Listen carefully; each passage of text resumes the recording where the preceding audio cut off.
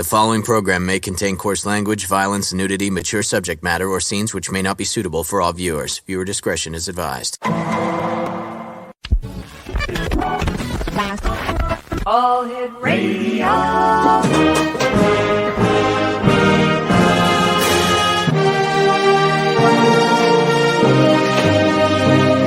Welcome to the X Zone, a place where fact is fiction and fiction is reality. Now, here's your host, Rob McConnell. And welcome back, everyone. This is the X Zone. I am Rob McConnell, and we're coming to you from our broadcast center and studios in St. Catharines, Ontario, Canada. Just a quick programming reminder, this is the final hour of tonight's show due to the provincial and municipal elections that were held here in Ontario.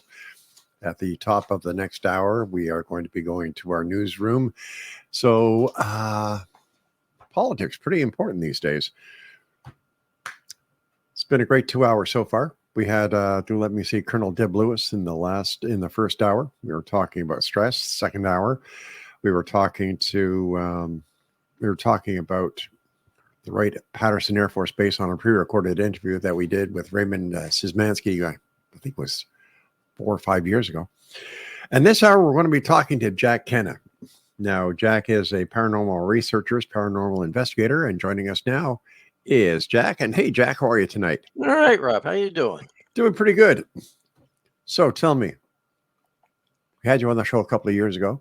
Yeah, I remember. We had a great time, and thank you very much for coming back on. And what have you been up to since you and I last talked? Oh, well, dealing with the pandemic like everybody else. So Oh, God, yeah. didn't do a lot of investigating during that time period. But No, and apparently there's a trifecta pandemic heading in our way, which should be interesting. yeah. So, how did you get involved in the paranormal? I always had experiences growing up here in my home, and just always had, like I said, I'd hear things like my mother's voice, which it wasn't my mother calling me. Like I'd go talk to her and say, "Well, what do you want, Mom?" It's like when I'm 5 years old, right? And she'd say, "I wasn't calling you," but it would sound like her voice, and it sounded like it was like right in the room next door. So it was kind of weird. So different things like that. And I'm actually still in the house I grew up in, and to this day, Wow.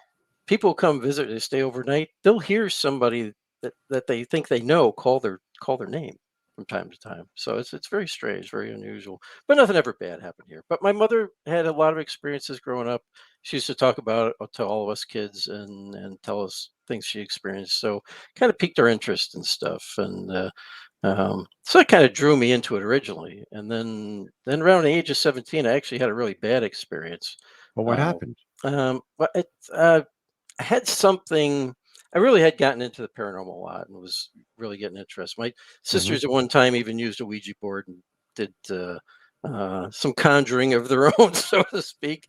And I think that brought something negative into the house for a while. So I had this experience where I felt this thing was coming for me. I actually experienced it, saw it, and it looked demonic. Okay, it looked like part goat and part demon, I guess you would say. I don't know another word to put it. It had horns on its head, like curled horns, like a goat, and it just was there coming up the stairs.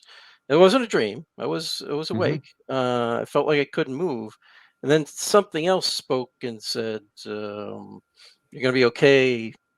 Everything will be fine." And then it said something to this other thing, and it disappeared. So it was a very strange experience, very weird, right? And so I just got out of the paranormal completely.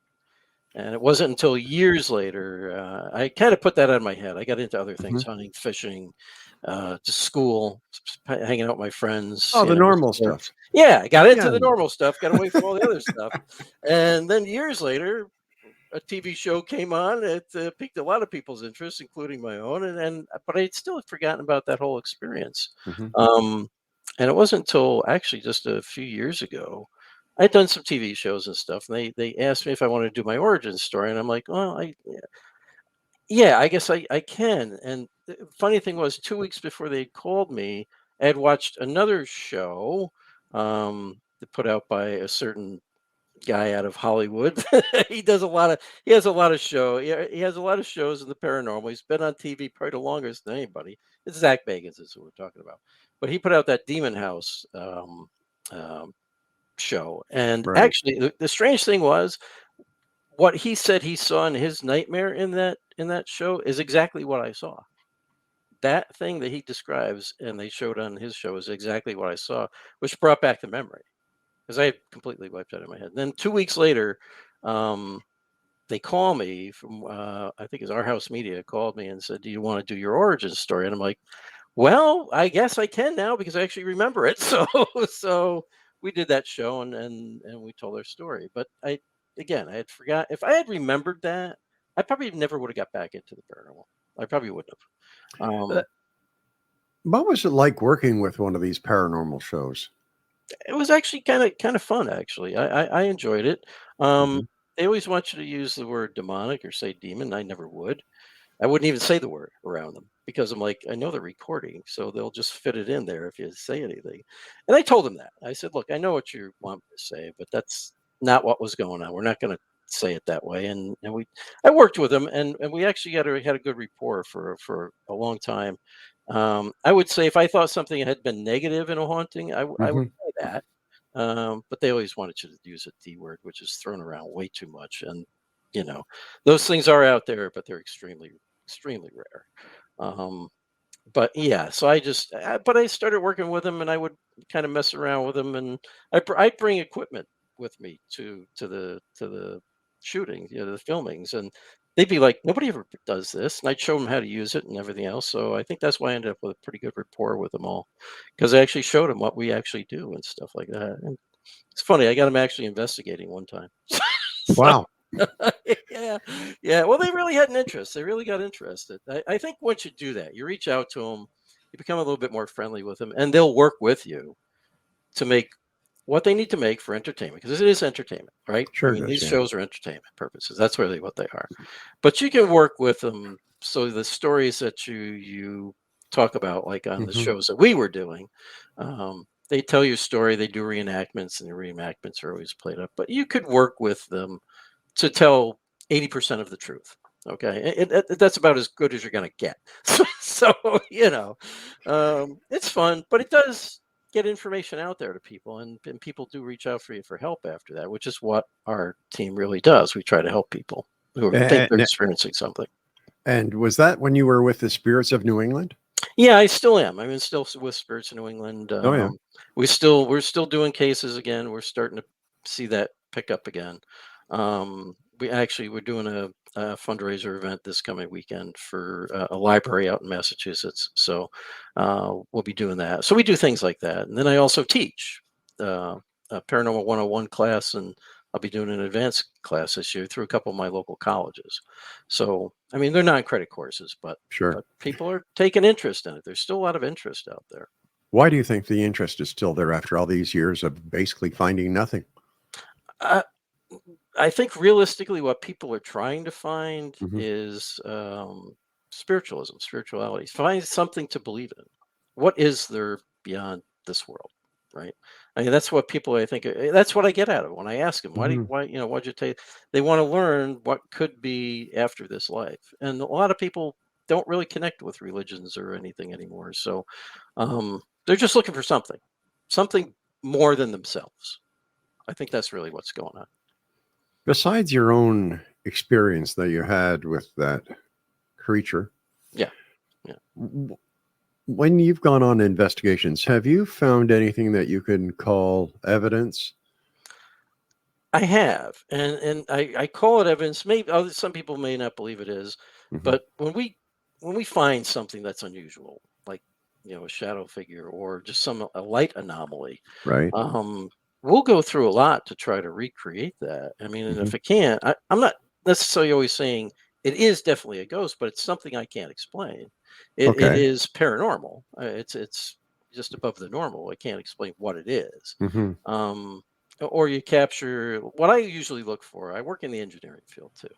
So being in that field, you look, it's not really evidence, it's data. Okay, you're looking at data. So you're Hmm. going through all the audio, you're going through all the video, which is your data, and you're looking for things that match up. Like, does something else occur while something else is occurring? Okay. Do you get an in our case with paranormal? Do you get an EVP at the same time you capture something else, some visual anomaly or something like that, or is there something else on another piece of equipment that happens? It indicates something at the same time you capture something else. So you're trying to put it, at least for me, three things together that would say, okay, you've got something truly unexplainable here. You had three unexplainable things happen all at once. So what is that? What is it? I don't know necessarily. Is it a spirit? Is it a ghost? Is it really? I think I always tell people what you're talking about is the human soul. If you believe you have a soul, that's really what we're talking about here. Is what happens to who you are after your body passes on. So you're just trying to put that data together. And actually, when I teach my classes, I don't really talk about evidence so much as I talk about data. Right? Well, You what's collect. the difference between data and evidence? Well, it's like anything else. Even when, like, you're in engineering, you collect data during testing. Hmm. That data doesn't prove anything until you can corroborate it together, several pieces of data together. Then you have points of data that point to this is something that's happening every time, okay, or on a regular basis. These 3 points of data tell you that there's something there that either needs to be fixed or is going correct. Okay, so it becomes evidence at that point, right? Evidence of something is occurring. Okay, same thing for the paranormal. But what I talk about is you're collecting data. So until you get those 3 points of data all happening at once, you don't Hmm. have any evidence of anything necessarily. All right, All right. Jack, stand by. We've got to take our first break. Nation. Jack Kenna is our guest. JackKenna.org. We'll be back after this break. Don't go away. Jack Kenna is my guest. JackKenna.org. Jack, when you and your team go in to do an investigation, how do you proceed? Well, there's a lot that happens even before we even get to that Okay. point. I mean, one of the first things we do with people is we send them out this. It's about a 10-page form, and we collect a lot of information, which includes medications, things around which could cause them to potentially maybe see things, hear things that that are caused by combinations of medications or possibly the medications themselves. Also, medical conditions. Certain medical conditions can cause people to see things that aren't really there, and Hmm. things like that. So you collect all this information. What are they experiencing? Where are they located? Who's in the house? What they experience there, what medications people are taking, what's going on there. And then once we've got all that from them and they send that back, we'll give them a call. We'll talk to them, find out if there's anything else that we can, and then set up a time to go actually out and see them to investigate, talk to them and investigate. So that takes a period of time. I mean, it doesn't happen overnight. You're looking at least a week to 2 weeks period before we actually go there and begin to investigate. And what we do is, if they can be there, that's fine. If they want to leave the home while we investigate, that's okay too. But we tell them exactly what we're going to do. We go over everything with them. We set up different equipment, cameras, audio recorders, um, EMF detectors will we use to check on the wiring in the house and things like that, the EMF that's in the house. So there's a lot we go through, and then we start a night investigation. So, and a lot of it's like some of this stuff like you see on TV, but a lot of it's not. I mean, there's a lot more to it. You spend hours and hours asking different questions to see if there is something there. You make no assumption that there is, but you use these devices to see if something does seem to respond. At least you can follow a train of thought and questioning, right? You don't just ask random questions, right? You try to hit on something that maybe you're getting responses to on a device, or even physically. Sometimes I've been touched by something that I can't see. I got to tell you that. So what is that? I don't know. Like I couldn't see it, and it's not because it's dark. So there's nobody around you, but you can feel a hand on your shoulder at times, and there are different things happen to you. So you're just trying to gather all this and see what's really happening in a house. Hmm. I've been at locations nothing's happened, and a lot of and some of the answer was, well, you may want to talk to your doctor because this combination of medications you're on, some people are taking 3, 4, 5, 6 medications, and some of those combinations can cause various things, right? Hallucinations, even. Hmm. So you do bring that up to them, and sometimes people, have some issues, right? Or things they haven't dealt with from their past, which is some terrible things, rape, things like that. And some of these things are what's causing internal problems for them. And they think it's something because they watch a TV show or something like that. They think it's something evil or demonic. And it's Hmm. really manifestation of their internal things they're holding in, you know? Yeah, but where do you draw the line between being a paranormal investigator and crossing the line into the mental health industry? Uh, Isn't that a very, very delicate line that should not be crossed? it is. And you don't, when they start talking to you and tell you things Hmm. that happened to them, that they experienced, one of the questions you always ask is, well, you talked to a professional about any of this? Because what you find strange is people will talk and tell more to a stranger than they will to their own family. Why that Is is, I just think they feel you're not going to, tell their family about it or whatever. But anyways, all we try to do is convince them, look, you need to go talk to your doctor. You need to go talk to a professional. Talk to your doctor about that, about maybe somebody they can recommend that you should go talk to. And that's where we cut it off. I mean, that's just a recommendation to somebody. They can take it or not, based on what they're telling us and what they experienced.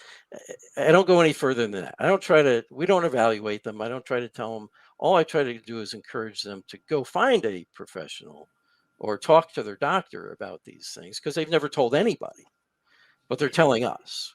Why that is, I don't. maybe because no one else will believe them.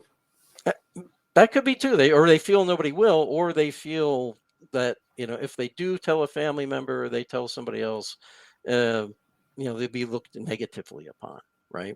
So I don't know. I don't know the reasons they won't talk to family about it, or Mhm. why they haven't talked to their doctor previously. But we just encourage them to go do that. Do you consider that a red flag? Yeah, yeah, I do actually. Yeah, because it can be that's all the problem really is. It's Hmm. mental health issues, and there's really nothing paranormal going on. But you sometimes come to that conclusion after you get there, and you're sitting down, Hmm. and these people open up to you more. Once you're in front of them, they'll tell you more than what they told you on those that form they filled out. And that's one thing we do is if they don't fill out the form, we won't go there either. We won't. I'll talk to them on the phone and make some suggestions, and usually it's the same suggestion. Go talk to I think it's something medical. I suggest you go talk to your doctor. And see, or if they really feel it's something negative, I said, well, then go to your priest or minister or Hmm. whoever and see if they can assist you. But if they don't send us the form, I mean, we don't collect money from these people or anything. We don't do this for that purpose. We do this to try to help people. So, you But know, okay, hold on here. all I need is a form from them. Okay, how can you help people? Well, like I said, sometimes it's just coming to that, right? Sometimes it's Hmm. just empowering them. Okay.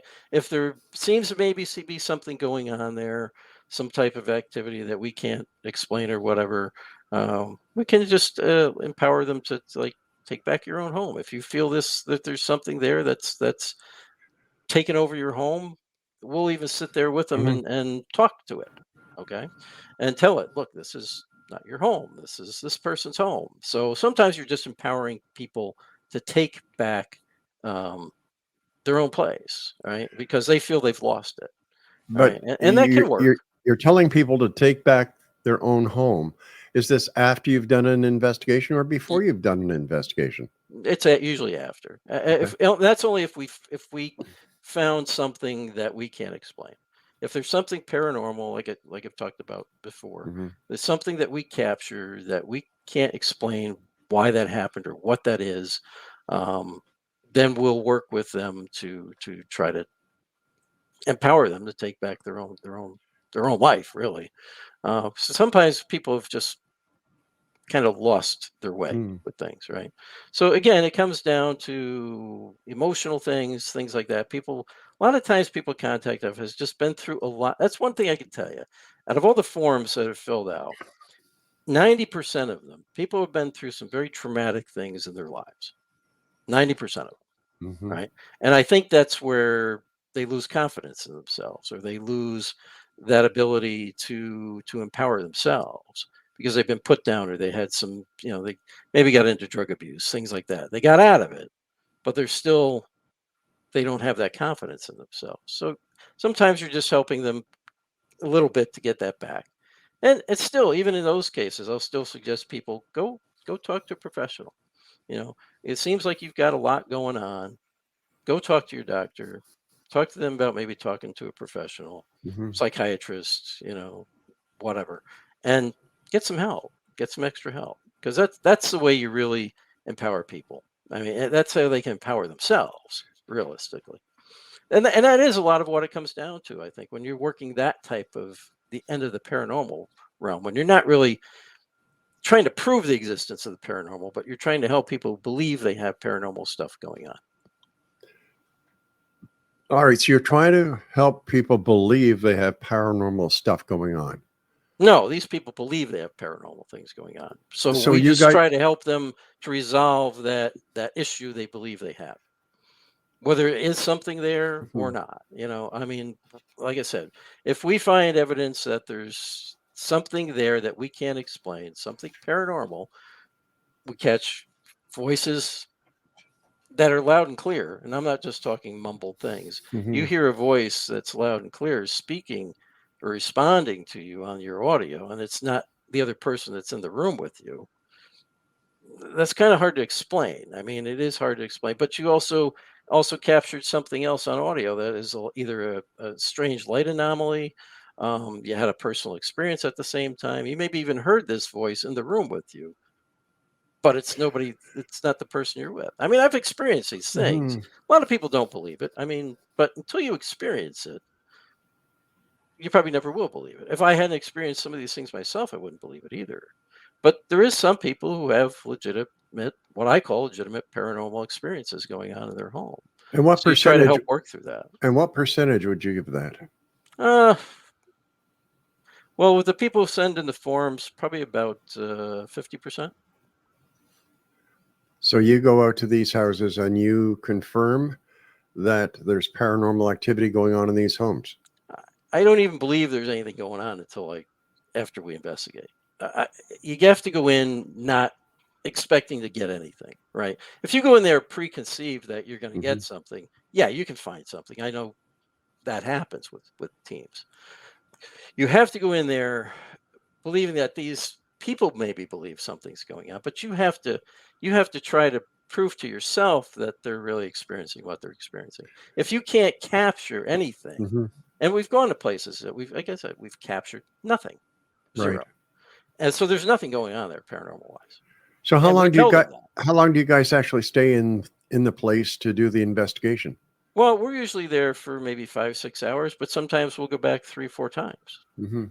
before we even, because if we do capture something the first time, then I usually like to go back and see if we get something another time. So sometimes these investigations can go on for several months before we make a determination. Um, I don't just jump in one night for a couple hours and say, "Oh Mhm. yeah, your house is haunted." I've had cases that have gone on for a year, and collected some interesting stuff. That's what's going on here, and is it something else? You check everything you can possibly think of to try to figure out, i- is it coming from the outside? Is it coming from another possible source? These different things you're experiencing. What is going on? What's happening? Um, and then if you end up, like I said, with things you still can't explain, that's paranormal activity, is according to us. I mean, there is a determination that you make. There is some standard that you set, and I think that's one thing that is somewhat lacking, or is lacking in this field, is a set of standards to follow or to go by. What determines what is real, true paranormal activity? Something you can't explain. Why do you So, think that the scientific community is really just looking at the paranormal as a foo-foo subject? interestingly enough, not all of it is anymore. Believe it or not. Well, what is it? What isn't foo-foo anymore, according to the scientific community? Well, part of this scientific community looking into it is quantum physics. That they've been doing stuff within that realm to try to explain some of their theories that are going on. So they think there's something there. Now, they totally believe it. I don't think they do, but they do notice that there's some type of activity that can go on there that can kind of explain some things that are happening Hmm. in their theories that they have. So some, and you could call them more the fringe sciences, I guess, are looking to the paranormal to try to help explain some ideas they have, like the possibility for something to exist in two places at once, right? Um, Biolocation. yeah, yeah. So they're looking at things like that Hmm. because there is some evidence, and we will quote it that way, that has come up with that way in the paranormal. Like you'll capture a voice in one location and in a completely different location at the same time. So that's by location. So they're trying to look at that. Is there anything really there? They're not trying to prove whether it's Hmm. the human soul or spirits or anything like that, but they're trying to figure out why this is happening and how can it happen. All right, So stand by, Jack. We've got to take our break. We'll be back on the other side of this very short break with Jack Kenna as the X Zone continues. His website is jackkenna.org. Jack Kenna is our guest. His website is jackkenna.org. Jack, here we are, the month of October, Halloween. Do you yep. find more and more people coming to you guys in the days before and after Halloween? No, actually, that's No. it, which is interesting. Yeah, it happens more. I see it in like the summer, Hmm. believe it or not, and later in the winter. But this time of the year, no, actually, it's kind of which you would Really? think you would, right? You Yeah. would think you'd get a lot of people contact just because it is Halloween, right? But no. Why are more investigations done at night, Jack, than during the day? Well, I think one of the reasons is most of us in the paranormal have day jobs. Okay, so Yeah. we investigate at night. So. Um, The other thing is during the night, things have quieted down. Like there's not as much car traffic. There's not as much just regular noise going on, even Hmm. in the house, things like that. So it's easier to conduct investigations when you're looking at a lot of audio, video, stuff like that. There's a lot less ambient noise going on. So there's a lot less that can interfere with what you're trying to do. So that's a big reason for it. You don't need to investigate in the dark, really. You can leave the lights on if you want. I think a lot of us do that because it tends to just quiet the location down. It also quiets it down EMF wise because when you're shutting off all those lights and everything else, you have a lot less electromagnetic frequencies and fields going. Hmm. So you shut all that off. A lot of electronics you just shut down completely. But mostly at night, like I said, biggest two reasons: you work during the day, but at night it's a lot quieter. The ambient noise and everything is a lot quieter. Out of all the investigations that you've done, Jack, what has been the most pivotal investigation of your career so far? I'll be honest with you, and I know you probably won't believe this or anything else, but I was involved with a possession case. Okay, tell Um, us about it. yeah, it happened a couple years ago. Hmm. Actually, during 2019, it went from 2019 to 2021, really, until the determination was made that this individual is possessed and an exorcism should be performed. I didn't make that decision. I presented everything that we captured, anything that we found during that period of time, to the exorcist, and they made a decision whether they were going to go through with that or not. Interestingly enough, in possession cases, you don't get a lot of paranormal activity. There's other things going on, and that's when it really delves into: is this a psychological issue or is this something else? All right, and you talk to the people. In a lot of in those cases, these people are seeing psychiatrists Hmm. and psychologists, and the problem for the psychiatrist psychologists is none of the medications they're prescribing are working. um, there's other things that go on. You can do different, let's say, prayers. Well, they are prayers. So you do different prayers and things like that silently in your head, and you'll see this individual react to that. They'll react to other things. Now, in this particular case, these people were Catholic. Okay, so we did a lot of different things in regards to that faith, because Hmm. that was what their belief system was. So they did. This individual did have a lot of very extreme negative reactions to things they didn't even know was going on. Like I said, you say a prayer silently in your head, and they're saying they're having a horrific headache. You put holy water and holy oil in your hands. You touch them, they say it burns. They don't know that you have this, by the way. They don't know that's what you've done, because you've done it before you even got to the location. So, but there's a lot. It takes a very long time. And you bring in, like I said, this other individual who was an exorcist. We brought him in. He met with the family and stuff like that too. And the exorcism was performed over a couple-day period. So I don't want to get into it more than that, just because of the privacy for those people. Did happen in southern New York State. I can tell you that much. And like I said, this whole case went on for just about 2 years. So Was the exorcist a member of the clergy? yes, yes. A bona fide clergy or an internet for clergy? No, bona fide. Yep. Okay. Yep. Yep. What other types of investigations that you've done that you found very interesting, Jack? Well, actually, we did an investigation for the USS Constitution out in Charlestown, Massachusetts, the old Ironsides, the ship out Hmm. there. That was very interesting, um, because the sailors had reported seeing an apparition of a little boy on the ship, hearing somebody walking behind them when they'd be on the ship. They even had video footage of things happening, because they have DVR cameras on the ship all night long running, because Right. it's a historical piece, and they'd see things moving. They showed it, some of it to us, and it's like, yeah, that's interesting. Here it is in a lower deck. They had a flag laid out, and all of a sudden the flag started waving up and down in the lower deck of the ship, where there is no windows or breeze or anything Hmm. going on.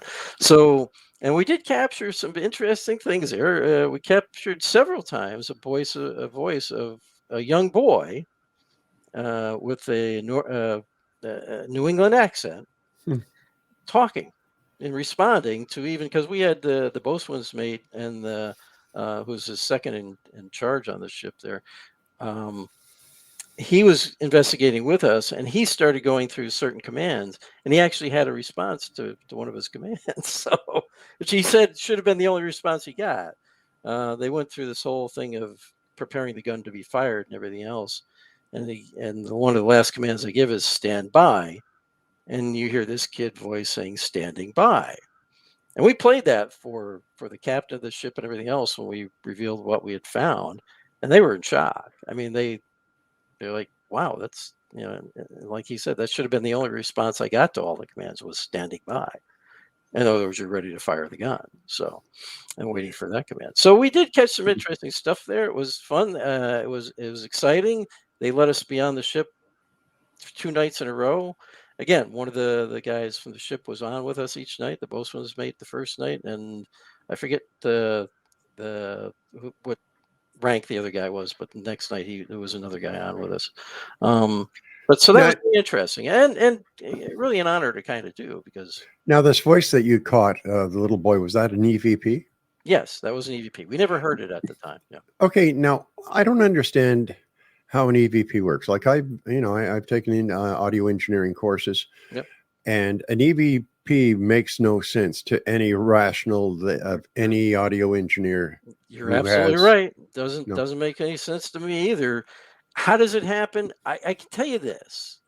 When I've caught EVPs, at least on numerous occasions, on the camera, I've caught a light anomaly at the same time, Mhm. which I believe is like just a release of energy.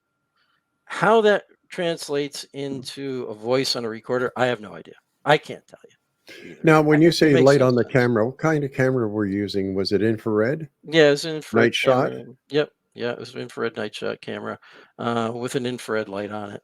And you just see this flash of, sometimes it's a flash of light, Hmm. sometimes it's a streak of, and it's not a bug. I mean, this is like a streak Yeah. of a bright light moving across the footage. So what is that? I mean, it's just like a dart of light. Um, I don't know what it is. We have one actually from the Constitution where we still can't explain it to this day. Really? Yeah. It's starts off as just a tiny little ball of light. It spirals upward, but as it spirals, it expands outward. And at the last minute, it collapses back in on itself. And it's Kind of implodes. yeah, yeah, almost, yeah. And it's free floating. We couldn't reproduce it. There's nothing. It's not a laser light. It's not a flashlight. Doesn't look anything like that. But I'm not telling you it's a ghost, but it's paranormal. I can't explain it. And we had one of our investigators sitting right at the table there. And at one point she looks that direction. You'd think she's looking right at it, and she never saw it. So that tells me it only appeared in the infrared spectrum of light. So Possibly a firefly. no, yeah, I'll have to. I should have sent that to you to see. I didn't think of it though. But it's very strange. It gets it's very bright, very large. It grows from something small to something large, and then just collapses back in. Stand by, Jack. I've got to take my final break for this hour. And Exonation, our guest this hour is Jack Kenna. His website is jackkenna.org. And we'll both be back as we wrap up this hour here in the X Zone from our broadcast center and studios in St. Catharines, Ontario, Canada. I'm Rob McConnell. Don't go away. Jack Kenna's my guest, jackkenna.org. And Jack, what about orbs? I don't really believe in them much. No, eh? No, orbs are. The only real orb I saw is that one I just told you about. Yeah. So that's what call an orb. That's the only. That's why I'm asking, because that, I'd get people on here all the time, Jack. You can actually see that piece of footage on our website, on our Spirits of New England website, spiritsofnewengland.org. It is on that website, and you can watch it from there. But orbs, I mean, I get a lot of pictures from people. Oh, look at all these orbs. And it's like they took it outside. You can know it's either moisture droplets, or if it's inside, you can tell it's a lot of dust. I mean, that stuff, you can tell also by the colors that it's just reflection of stuff in the background. Yeah, most of that is no. No. It's not anything. Right? It's dust, it's moisture, it's whatever. But once in a great while, like I said, you capture these other things that I can't explain what they are. Why do these spirits, why do these ghosts, why do they hang around? Why don't they just buzz off? Why don't they go where ghosts go? I wish they would. I do wish they would. I have a bit of a theory of what's maybe going on. If you believe in the human soul and you believe that it's energy, right? Well, we know it is, yeah. Right. I do believe it's only part of that energy that's left behind. The rest of us maybe go someplace else. Where we go, I know what I believe. I believe I go to heaven, but that's my belief. Right. Everybody else can believe whatever you want, but I do think if in a location that was special to you, or where somebody died traumatically, I think a portion of that energy is left behind there, and it's trapped there, and it may never go away. Now, is that the actual soul of the person? Maybe it's just an echo. Okay, an echo of that individual. Maybe it actually is a good portion of that individual. Like in the case of the kid's voice we kept capturing on the Constitution. Maybe he stayed there, right? Because that was very interactive. Like this in that individual, or if you want to talk about it being a spirit, the soul of a kid who died on that ship. Somehow this kid brought up the fact of a bear being on the ship in the 1930s, because he told these.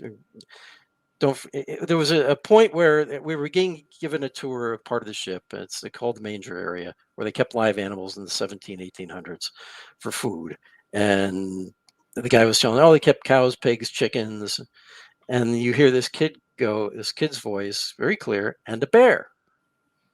And we didn't hear that. That's an EVP. So we didn't hear that. When you look at it, in 1932, there was a black parrot cub that was brought on the ship as a mascot during the world tour for the U.S.A. Constitution. Last time it traveled pretty much all over the world. And there was a black bear cub they had on the ship. The interesting thing is, the thing I find fascinating, when you look up the deaths of these, what they call boys on the ship, that was their designation. There was only 4 that ever died on the ship, and it was all like in the 1700s. Okay, so if that's the case, if you believe that's the case, how's a boy who died in 1700 know about a black bear on the ship in 1932? unless he's still there. Who he is still there. That's the most interesting and fascinating EVP or piece of whatever you want to call it I ever got, and that fascinates me to this day, because it means he's still learning. Yeah. This spirit, whatever, is still learning. He's still interacting. And if you take what the sailors are telling you, somebody interacting with him on the ship, then he still interacts to this day. Jack, the time has come when I must say so long for you. I want to thank you so much for joining us. And Exo Nation, if you'd like to find out more about this gentleman and the work that he does, as well as the spirits of New England, do visit www.jackkenna.org. Jack, take care of yourself. Be safe out there. Yeah, thank you, Rob. Always a pleasure. Nice talking to you, Jack. Be good. You too. Now stay out of trouble. I'll try. All right, Jack. Bye-bye, buddy. All right, Exo Nation, that's it for tonight. I will be back tomorrow night at 10 o'clock as once again we cross the time-space continuum to this place that I call the X Zone. To my producer here in the studio, the one and only Craig West. Thank you, Craig. My Director of International Programming, Mac Alexander. As always, guys, yes, I'll buy the wings tonight on the way home. And to my wife and senior producer, the lovely Laura Rogers, thank you, sweetheart, for everything you've done, not only on this show, but for the shows over the last 20 some odd years. I'll be back tomorrow night, as I said, at 10 o'clock. But remember, always, always take care of each other. We are a brother's keeper, and always keep your eyes to the sky and your heart to the light. Good night, everyone.